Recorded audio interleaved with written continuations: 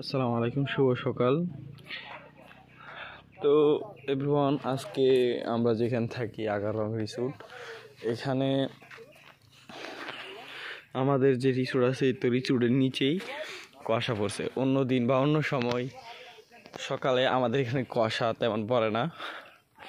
আজকে আমাদের এখানে পড়ে গেছে, এই যে দেখতে পাচ্ছেন এখানে কুয়াশা পড়ে গেছে।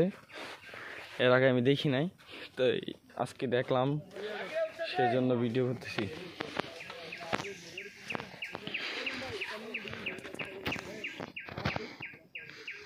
কি পরিমাণ কুয়াশা দেখেন, আর কি সুন্দর ভিউ। উপর থেকে আর ভালো দেখা যায়, ওরা ছবি তুলতেছে উপরে।